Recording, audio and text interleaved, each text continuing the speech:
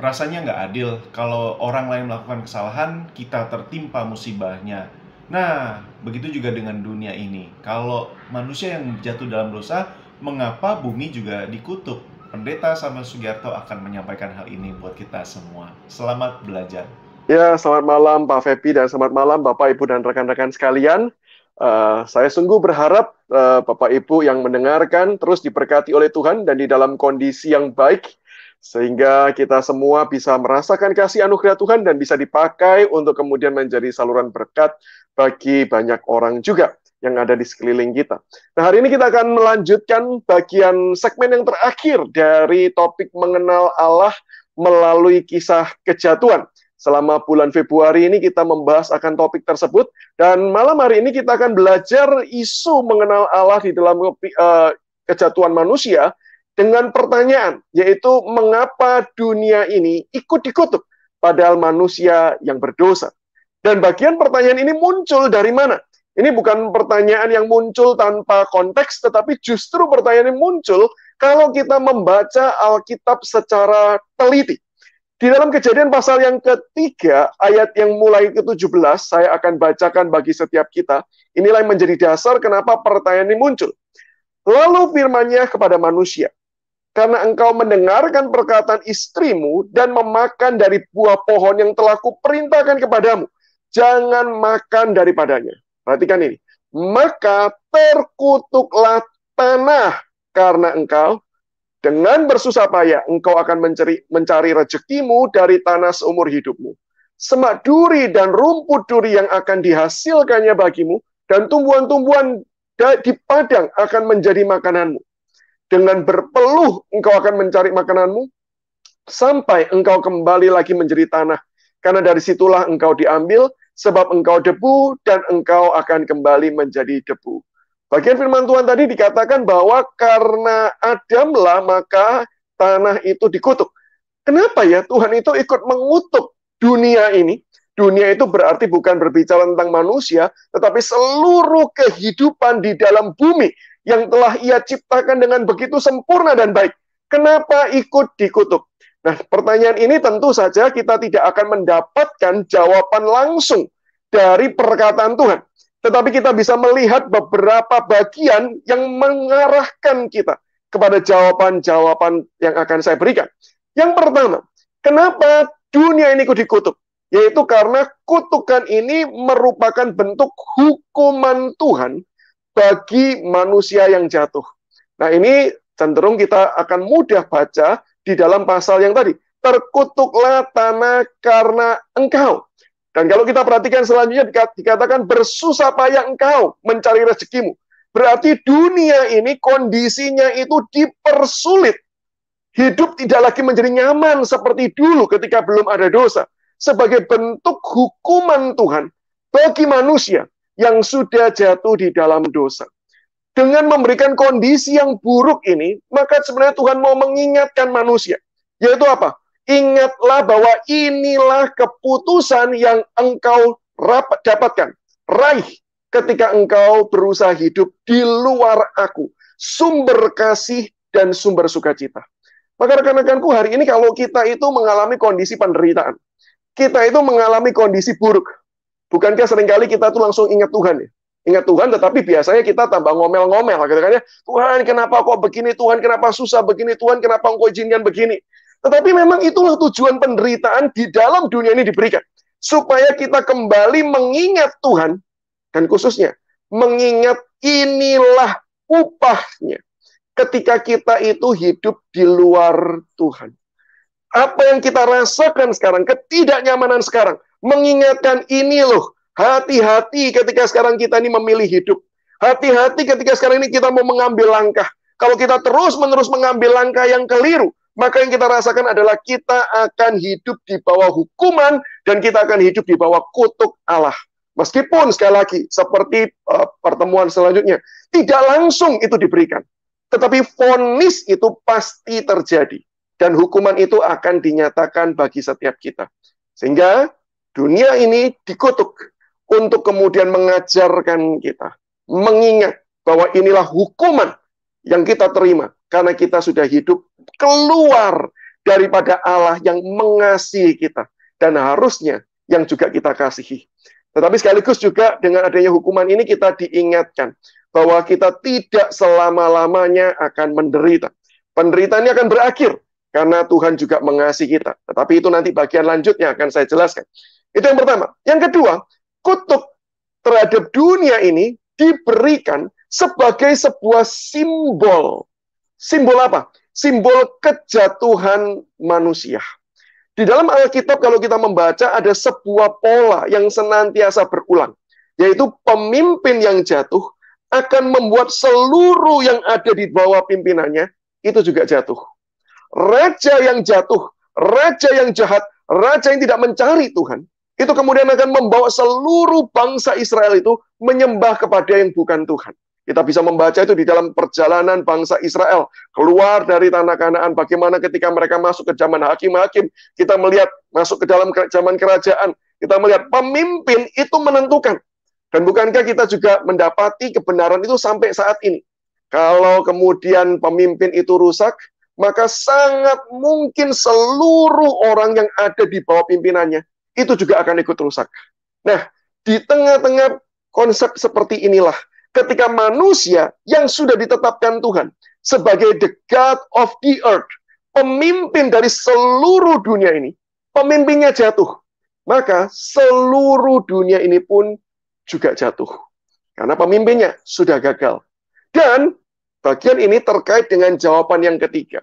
Kutuk terhadap dunia ini diberikan bukan sekadar Allah itu memberikan untuk memberikan peringatan dan hukuman kepada manusia, tetapi kutuk itu juga merupakan sebuah semacam nubuatan, quote and quote ya, walaupun tidak tepat kalau dikatakan nubuatan, tetapi seperti itulah seolah-olah Allah mau mengatakan, kalau pemimpinnya jatuh, maka pemimpin ini tetap punya kuasa loh atas yang dipimpin. Tetap, dia tidak kehilangan kuasa. Tetapi justru karena kejatuhannya, maka segala kuasa yang dia miliki, dia akan pakai untuk merusak. Maka ketika manusia yang sudah Tuhan tetapkan sebagai pemimpin dunia ini, hal tersebut tidak pernah dicabut dari manusia. Hal tersebut tidak pernah kemudian diambil alih oleh Tuhan. Manusia tetaplah God of the earth. Tetapi ketika manusia itu jatuh, maka manusia yang jatuh ini akan merusak dunia ini. Sehingga kerusakan dunia ini ditimbulkan oleh siapa? Bukankah sekarang kita juga melihat ditimbulkan salah satu oknum utamanya, yaitu oleh manusia. Kitalah yang merusak dunia ini. Manusia yang sudah berdosalah, yang bukan merawat dunia ini, bukan memelihara, sebagaimana panggilan Tuhan bagi setiap kita, untuk kemudian kita mengembangkan dunia ini. Tapi justru kita membawa dunia ini semakin hari semakin rusak. Sehingga di tengah-tengah kondisi seperti ini, kerusakan, kejatuhan, keterkutukan dunia ini juga merupakan ulah dari manusia yang sudah jatuh di dalam dosa. Sehingga tiga hal inilah yang kemudian menjadi jawaban. Kenapa Tuhan mengutuk dunia ini? Yang pertama, sebagai hukuman kepada manusia. Yang kedua, sebagai simbol, karena pemimpinnya jatuh, maka semua yang di bawahnya jatuh. Dan yang ketiga, sebagai sebuah pernyataan bahwa ketika pemimpin jatuh, dia akan merusak, dia akan bekerja untuk merusak yang ada di bawahnya. Dan itulah yang terjadi sampai dengan saat ini. Maka, apa yang kita pelajari? Allah seperti apakah yang kita pelajari melalui kisah kejatuhan ini? Maka saya percaya kita mempelajari akan satu karakter penting yang mungkin tidak banyak orang suka, tetapi itulah yang dinyatakan di dalam kisah kejatuhan ini. Yaitu Allah itu adalah Allah yang murka kepada dosa. Dia bukan Allah yang kemudian bisa menganggap remeh dosa. Dia Allah yang murka karena dia adalah Allah yang suci. Kesuciannya sempurna. Kesuciannya tidak bisa dikompromikan dengan kesalahan apapun. Allah adalah Allah yang benar, di mana dia akan menegakkan kebenaran, dia akan menegakkan keadilan. Di mana ketika ada orang berbuat tidak benar, ada orang berbuat tidak adil, maka dia sedang melawan Allah. Dan Allah akan bekerja melawan orang tersebut, bukan karena membenci orangnya, tetapi karena Allah akan berjuang untuk menegakkan kebenaran dan keadilan, karena dialah sumber kebenaran dan keadilan. Hari ini saya menduga banyak orang yang kemudian terbius dengan ajaran-ajaran yang mengatakan Allah mengasihi engkau, Allah sayang kepada engkau, Allah kemudian terus-menerus kemudian menyayangi engkau. Saya tidak katakan konsep itu salah. Saya setuju, Allah memang mengasihi setiap kita. Tetapi jangan kita lupakan bagian yang lain, yaitu Allah yang mengasihi kita juga adalah Allah yang mengasihi kebenaran. Allah yang mengasihi kita juga adalah Allah yang mengasihi keadilan. Sehingga ketika ada orang-orang yang berniat untuk melawan kebenaran, berniat melawan keadilan, maka sesungguhnya mereka sedang melawan Allah itu sendiri. Karena Allah sumber kebenaran dan Allah sumber keadilan. Sehingga disitulah kita melihat Allah yang suci, Allah yang benar, Allah yang adil, dan Allah yang hidup sampai sekarang adalah Allah yang kemudian terus-menerus bekerja untuk menegakkan kebenaran, menegakkan keadilan, menyatakan kesucian hidupnya. Dan ketika kita bertentangan dengan dia, ketika kita melawan dia, yang terjadi adalah kita akan menghadapi murka dan hukuman dari Tuhan. Maka apa respon kita ketika kita telah belajar mengenal Allah yang seperti ini? Allah yang benar, Allah yang adil, Allah yang suci. Saya mengajak kita belajar 3 respon. Yang pertama adalah mari kita serius. Kita serius kepada dosa dan semua bentuk-bentuknya. Di tengah-tengah dunia ini banyak orang yang sekarang berusaha menggantikan dosa dengan sebuah konsep-konsep yang jauh kelihatannya lebih manusiawi dan ya rasanya enggak apa-apalah. Kalau seperti itu, it's okay lah. Mari kita belajar kembali seperti apa yang diajarkan Alkitab. Ketika Allah melihat dosa, hal apapun, mungkin saat ini kita bisa bertanya, aduh, cuman urusan makan buah aja kok Tuhan bisa marahnya seperti itu. Sampai-sampai kemudian Tuhan mengutuk semuanya ini, sampai kondisinya repot seperti ini. Ini bukan perkara sekedar makan buah. Mungkin bagi kita hari ini, aduh, cuman sekedar makan seperti itu, ya sudahlah, enggak apa-apalah, diampunilah. Mungkin bagi kita seperti orang tua yang kemudian melihat anak yang ya sebenarnya tidak boleh makan es krim, tapi ya sudahlah, sekali-sekali dia makan es krim, ya sudahlah, tidak apa-apalah. Mungkin kita punya bayangan seperti itu. Tetapi Alkitab mengajarkan yang disebut dosa adalah dosa. Dan itu harus dipandang sebagai hal yang serius, bukan hal yang remeh. Apapun bentuk dosanya. Jangan kemudian kita hanya menghakimi dosa-dosa tertentu. Seperti yang katakan kalau korupsi, wah itu kita berkata itu dosa itu. Maling uang rakyat, oh itu dosa. Saya setuju, itu juga dosa. Tetapi bagaimana dengan kesombongan? Bukankah seringkali kita berkata, ya sudahlah, toh kalau orang sombong kan nggak ada yang tahu. Sudahlah, biarkan saja, nggak apa-apa sesekali sombong. Di dalam Alkitab, kalau kita baca, 7 dosa yang juga dinyatakan dibenci oleh Tuhan. Yang ditekankan salah satunya juga adalah kecongkakan atau kesombongan. Bahkan kalau kita bandingkan komparasinya, Yesus dituliskan adalah bukan Allah yang kemudian boleh bermegah, padahal dia harusnya bisa bermegah di dalam segala kekuasaannya. Tapi justru dia adalah Allah yang rela mengosongkan dirinya menjadi manusia sama seperti kita. Bahkan menjadi hamba. Bahkan dikatakan bahwa dia adalah Allah yang rendah hati. Yesus berkata, datanglah padaku karena belajarlah padaku. Karena aku lemah lembut dan rendah hati. Kecongkakan, kesombongan tetap merupakan dosa yang mengerikan di mata Tuhan. Kalau ada yang bertanya, Pak, apakah ada dosa itu ada tingkatan-tingkatannya? Maka saya akan jawab, secara esensi, semua dosa sama. Secara esensi. Entah mau sombong, entah mau mencuri 1 kali, entah mau mencuri banyak kali, dosa di mata Tuhan esensinya sama. Tetapi saya tentu tahu, dosa-dosa itu menghasilkan dampak yang berbeda. Dan Tuhan adil. Dampak yang besar akan diberikan konsekuensi yang besar. Dampak yang jauh lebih kecil juga akan diberikan konsekuensi yang setimpal dengan perbuatannya. Tetapi semua dosa merupakan hal yang mengerikan di mata Tuhan. Maka ketika kita belajar, kita harusnya sadar. Kita harusnya ngeri ketika kita itu melihat hidup kita yang seringkali lemah, seringkali terbatas. Kita penuh dosa, dan kita perlu mengakui itu di hadapan Tuhan. Kita perlu bertobat setiap hari. Karena hidup kita tidak ada satupun yang lepas dari dosa apapun. Bisa jadi kita tidak melakukan perbuatan yang orang lain lakukan. Tetapi ada titik rawan di dalam kehidupan kita yang kita pun sendiri tidak bisa hindari dan kita tidak bisa ingkari. Sehingga kita harus mengaku di hadapan Tuhan. Kita harus berkata, Tuhan, ini menjijikkan di hadapan Engkau. Mungkin bagi orang lain berkata, it's okay, tidak apa-apa, semua orang melakukan hal seperti itu. Tetapi kita tahu di mata Tuhan, itu dosa. Dan itu mengerikan. Maka kita harus serius, kita harus mengakui dosa-dosa kita. Datang kepada Dia. Dan mohon belas kasihan daripada Tuhan.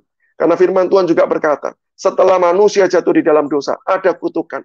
Tetapi kemudian Tuhan melihat manusia yang telanjang, berusaha menutupi dengan daun-daunan itu.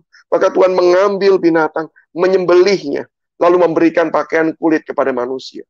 Itu sebagai sebuah tanda. Dosa tidak bisa ditutupi dengan hal yang sementara. Dosa tetap harus diberikan upah maut. Binatang itu dibunuh supaya apa? Manusia bisa mendapatkan sebuah hal yang kemudian menutupi ketelanjangannya. Itu sebagai tanda bahwa nanti kelak ada yang akan dicurahkan darahnya. Untuk apa? Menutupi dosa manusia. Supaya manusia boleh kembali datang kepada Tuhan. Diterima dengan Tuhan. Dan itu merupakan sebuah gambaran akan kedatangan Yesus Kristus yang mati bagi setiap kita. Dosa mengerikan. Maka itu kenapa Yesus datang untuk kemudian mengorbankan nyawanya mati bagi setiap kita. Maka kita perlu serius kepada semua bentuk-bentuk dosa. Semua jenisnya. Jangan kita berusaha untuk menurunkan derajat dosa. Menggantikan dengan istilah-istilah yang lain. Sehingga membuat kita jauh lebih nyaman ketika kita melakukannya.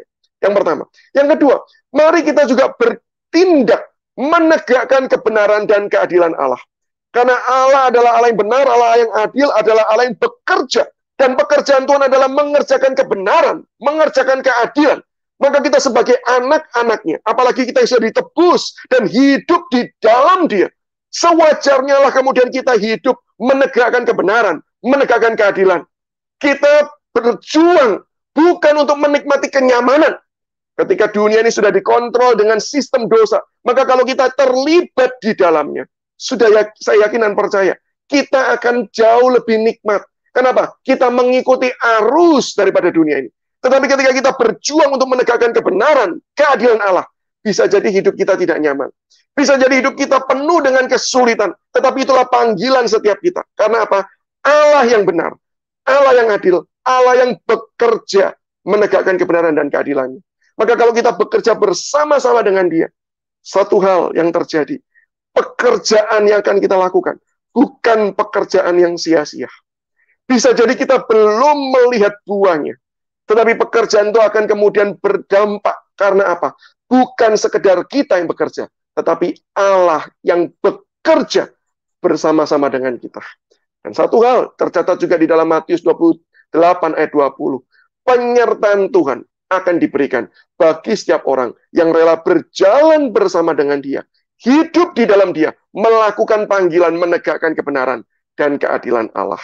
Dan yang ketiga, respon yang perlu kita lakukan adalah mengampuni dan memulihkan.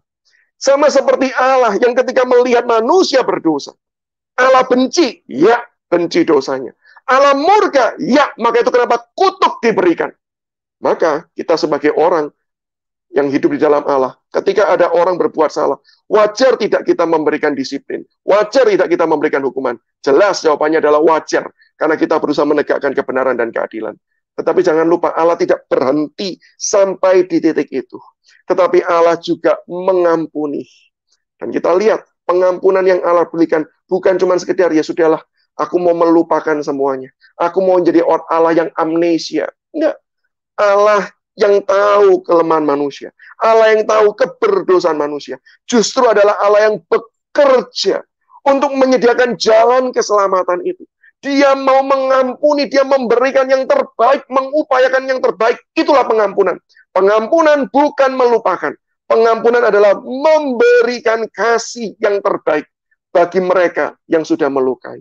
Maka ketika kita hidup di tengah-tengah dunia yang kita tahu bisa berdosa, bisa menyakiti, bisa merugikan, bahkan termasuk bisa merugikan kita. Maka di waktu itulah kita juga dipanggil untuk memberikan kasih kita, memberikan pengampunan kita, sekaligus memulihkan mereka. Sama seperti Allah memberikan kasih-Nya, supaya kita dipulihkan, diampuni, bisa datang kembali dan hidup di dalam Dia. Maka demikian juga ketika kita dilukai, ketika kita disakiti, maka kita dipanggil untuk memberikan kasih kita. Seperti apa? Kasih yang memulihkan hidup orang tersebut. Kasih yang menolong ia bangkit dari kelemahan-kelemahannya. Kasih yang menolong dia jangan terus dia menyakiti orang lain sama seperti ia sudah menyakiti kita. Tapi kita mengupayakan yang terbaik. Bagaimana caranya? Supaya rekan kita ini suatu saat bisa bertumbuh. Tidak lagi tindakannya, tidak lagi kata-katanya, tidak lagi pikirannya. Kemudian melukai hidup orang lain. Tetapi kita berjuang menolong ia. Menjadi rekan sekerjanya. Untuk kemudian dia bisa bangkit. Memperbaiki diri. Hidup juga di dalam anugerah Tuhan. Untuk menjadi pribadi-pribadi yang lebih baik. Sehingga hidupnya bisa juga menjadi berkat untuk orang lain. Inilah panggilan kita. Dan inilah respon yang harusnya kita lakukan. Kita perlu sadar dosa kita. Kita perlu mengingat. Dan kita perlu melihat dosa dengan kacamata yang jelas. Dosa tetap adalah dosa. Apapun jenisnya. Apapun bentuknya. Mari kita mengakui apapun dosa kita. Datang kepada Dia. Sumber pengampunan itu. Mari kita menegakkan kebenaran dan keadilan Allah. Menyuarakan kembali di tengah-tengah banyak orang sudah berkata, sudah, kalau kamu tidak mau disinggung, jangan menyinggung orang lain. Tuhan memanggil kita untuk menyuarakan kebenaran. Untuk menyuarakan keadilan. Inilah suara kenabian yang dibutuhkan di dalam zaman ini. Dan yang ketiga, mari kita bekerja mengampuni. Memberikan kasih kita. Memulihkan mereka yang berbuat jahat. Supaya mereka juga merasakan kasih Allah. Dan mereka juga boleh diperbarui di dalam Allah. Kiranya setiap kita boleh hidup seperti yang Tuhan inginkan. Di dalam anugerahnya. Karena Dia adalah Allah yang benar, Allah yang suci, Allah yang adil. Tuhan memberkati setiap kita. Amin. Terima kasih Pak untuk bagian yang sudah diberikan kepada kita. Saya juga mencatat apa yang tadi Pak Samuel sampaikan tentang karena itu hukuman dari itu Tuhan yang akhirnya dipersulit begitu ya. Lalu itu adalah simbol pemimpin yang jatuh, semuanya akan rusak. Dan ketika pemimpin jatuh, ya merusak di bawahnya termasuk kuasa yang ada. Dan ada kebenaran untuk menegakkan kebenaran, untuk serius terhadap dosa dan bertindak dan mengasihi. Nah ini sesuatu yang luar biasa Pak. Nah, karena awalnya ketika saya melihat judul ini, biasanya saya terbersit, oh ya udah begitu gitu. Tapi ternyata ada sesuatu yang luar biasa untuk kita pelajari bersama. Jadi rekan-rekan silakan untuk mengulang kalau baru masuk di malam hari ini. Ada beberapa pertanyaan sebenarnya Pak. Ini terkait dengan setidaknya ada karena keterbatasan waktu, setidaknya ada 2 pertanyaan. Yang pertama dari Henry Suryadinata di Facebook. Malam Pak, mau tanya mungkin agak belok sedikit dengan tema. Tapi pertanyaannya, kenapa iblis dihukum Allah saat kejatuhan manusia? Bukankah Allah dalam kedaulatannya sudah tahu semuanya, dan bukankah iblis awalnya juga sudah dihukum Allah karena memberontak? Dan apakah yang dihukum itu ular atau iblisnya? Oke, ya. Jadi kalau saya coba menjawab secara singkat ya, karena ini banyak pertanyaan yang dijadikan satu ya. Jadi kalau boleh saya rangkumkan kira-kira seperti ini. Ketika iblis jatuh, apakah kemudian iblis itu sudah dihukum oleh Allah? Maka saya akan menjawab, sudah. Sudah. Penghukuman Tuhan itu sudah berjalan. Bahkan bukankah hari ini ketika manusia jatuh, hukuman Tuhan juga sudah berjalan. Cuman belum sampai kepada titik finalnya. Belum sampai. Jadi iblis sudah dihukum tidak? Sudah dihukum oleh Tuhan. Bagaimana caranya iblis dihukum oleh Tuhan? Dengan cara salah satunya yang paling jelas Alkitab gambarkan, Allah membiarkan iblis hidup di luar kasih-Nya. Kita tahu Allah itu adalah Allah yang maha kasih. Maka setiap orang yang hidup di dalam genggaman topangan kasih-Nya, orang itu adalah orang yang hidupnya paling bersyukur. Kenapa? Diliputi, dilindungi oleh Allah. Tidak ada satu hal pun yang sanggup merebutnya. Seperti apa yang dikatakan oleh Tuhan Yesus. Kita hidup di dalam genggaman Bapa, di dalam genggaman Yesus, Roh Kudus memeteraikan kita. Berarti ini triple protection. Dari dalam, dari luar kita dilindungi. Maka kita ini orang yang paling bahagia. Tidak ada satu hal pun di dalam dunia yang sanggup merebut kita daripada kasih Allah. Tetapi ketika iblis memilih untuk melawan Allah, atau lebih tepatnya, malaikat itu yang diciptakan oleh Allah, memilih untuk memberontak, Allah mengizinkan, dan Allah menghentikan kasihnya, diberikan bagi si iblis. Walaupun belum pada kesudahannya, belum finalitasnya, tetapi kasih Allah sudah dihentikan. Sehingga kalau dikatakan, apakah iblis sudah dihukum? Jelas jawabannya sudah. Iblis sudah dihukum. Dan bentuk yang lain, pekerjaan iblis juga dibatasi. Iblis bisa merusak, ya. Tetapi semerusaknya iblis, tidak pernah dia bisa merusakkan total. Kenapa? Dunia ini tetap milik Tuhan. Tuhan tetap berdaulat atas segala sesuatu. Maka tidak ada satu hal pun yang iblis sanggup lakukan kalau Allah tidak memberikan izin kepada dia. Ini bentuk penghukumannya. Mau menjadi seperti Allah, mau mengontrol sendiri, tapi dia tidak pernah bisa mengontrol sendiri. Dia tetap harus ada tunduk di bawah kedaulatannya Tuhan.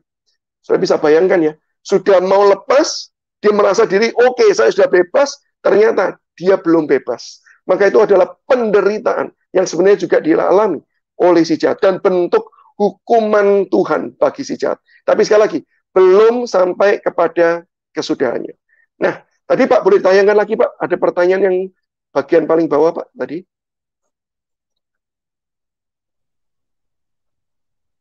Terkait dengan pertanyaan ini.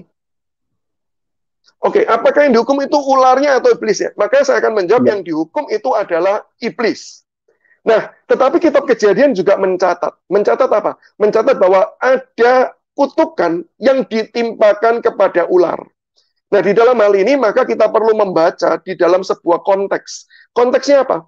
Kitab Kejadian adalah kitab yang dituliskan, setidaknya kita percaya, oleh Musa untuk menjelaskan kepada orang Israel siapakah Tuhan dan apakah yang Tuhan kerjakan di dalam sejarah dunia ini.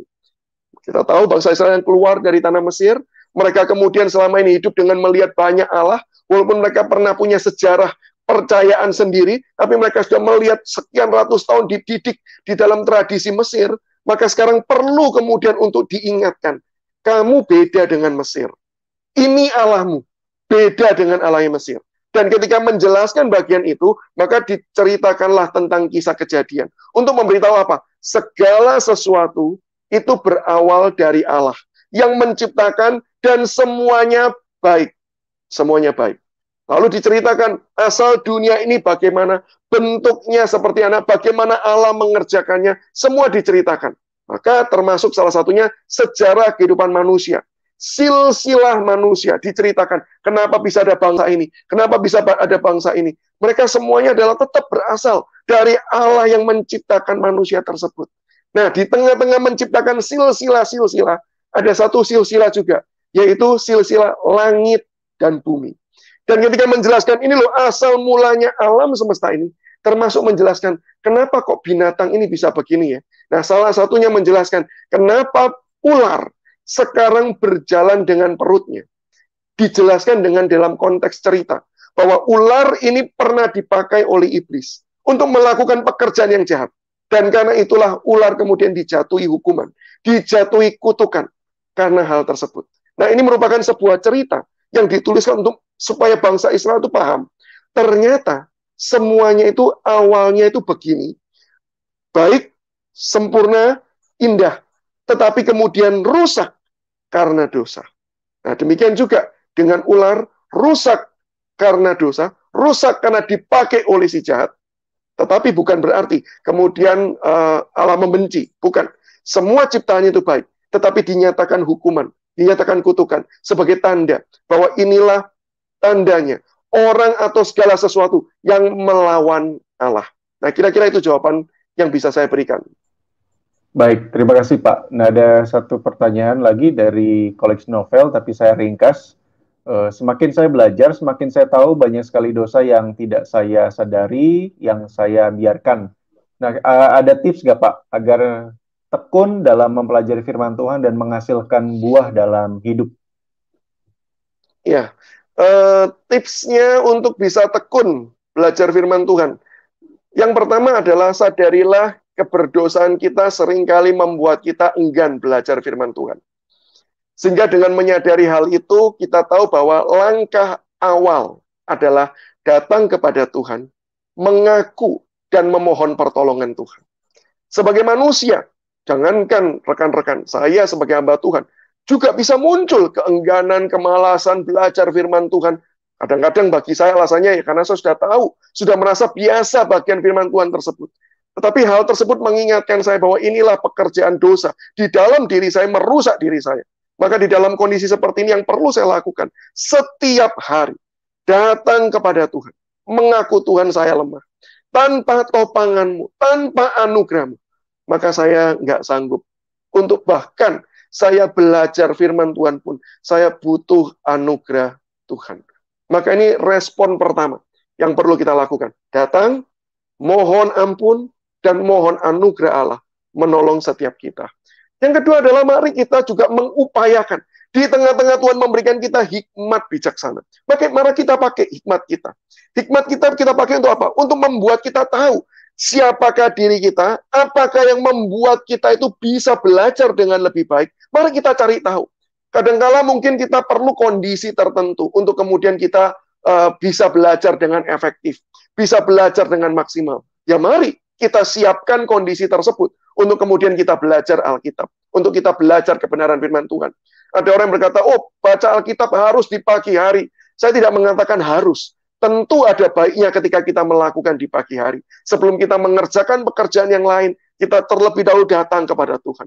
Tetapi kalau kondisi-kondisi tertentu membuat kita tidak bisa di pagi hari, dan memang yang paling efektif bukan di pagi hari, tapi justru di siang hari, justru mungkin di malam hari, atau justru bahkan tengah malam. Asalkan itu memang waktu yang terbaik. Mari kita siapkan itu untuk Tuhan. Ciptakan kondisi. Karena kita belajar, ini firman Tuhan, ini bukan cuma sekedar pekerjaan-pekerjaan spiritual. Ada juga tubuh kita yang perlu kita siapkan. Maka kalau perlu misalnya, ada orang berkata, saya kalau bangun pagi, tidak bisa. Kenapa? Masih bangun tuh masih nyawanya belum genap. Nyawanya belum terkumpul semua. Saya perlu kalau sudah ngopi, kalau sudah mandi, sambil sarapan, wah, itu waktu paling efektif. Baca apapun, pasti nyerep. Ya sudah, mari kita gunakan waktu tersebut. Kita siapkan untuk belajar firman Tuhan. Maka siapkan tubuh kita. Sudah datang kepada Tuhan, kita pakai hikmat kita tahu diri kita tahu kelemahan kita tahu mana titik kuat kita persiapkan yang terbaik untuk membaca, belajar firman Tuhan. Dan yang ketiga adalah, mari kita juga punya komunitas yang saling mengingatkan. Kadang-kala kita itu punya prinsip yang salah. Ya. Prinsip itu begini, nggak apa-apalah, ngaku dosa sama Tuhan, Tuhan itu pasti ampuni kok. Tapi jangan sekali-sekali berbuat salah sama manusia. Karena manusia itu belum seperti Tuhan. Kadang-kadang nggak mau mengampuni. Sehingga kadang-kadang kita merasa tenang kalau kita itu tidak punya sparring partner yang kemudian mengetahui kelemahan, mengetahui keterbatasan, mengetahui keengganan kita. Maka kalau memang kita tuh butuh hal seperti ini, mari kita cari rekan yang bisa saling mengingatkan, saling mempertumbuhkan. Entah itu pasangan kita, entah itu mungkin rekan kelompok kecil kita, entah itu mungkin adalah teman kantor kita yang memang sekeyakinan dengan kita. Mari kita jadikan rekan itu sebagai partner untuk saling mengingatkan. Hari ini kamu belajar apa? Hari ini apa yang kamu baca? Firman Tuhan hari ini mengingatkan apa kepada engkau? Ketika kita terus diingatkan, oh iya, saya tadi belum baca. Maka rekan kita bisa katakan, ayo, siapkan waktu yang terbaik untuk membaca. Maka di waktu itu ada tuntutan yang lebih.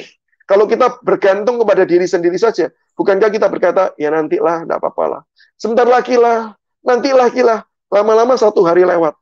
Dan tidak ada lagi kesempatan bagi kita untuk membaca di hari tersebut. Maka pilihlah teman, pilihlah rekan yang terbaik untuk menolong setiap kita bertumbuh di dalam mengenal Tuhan dan hidup bagi Tuhan.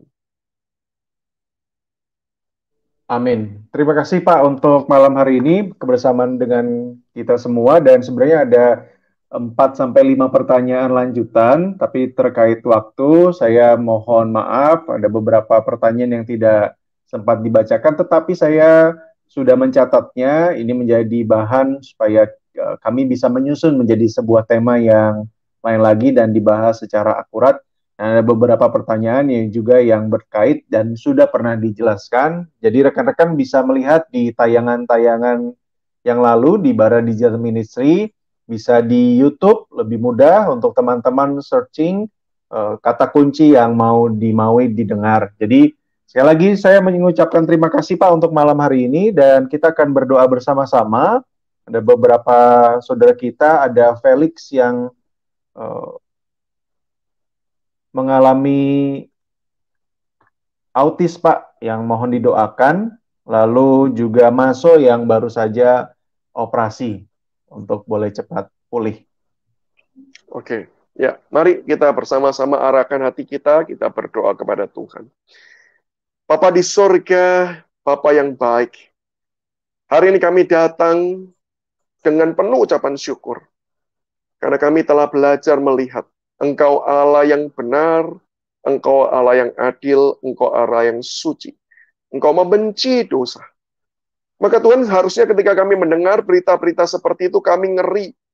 Karena kami, semua kami, termasuk hamba-Mu, juga penuh kelemahan, penuh keterbatasan.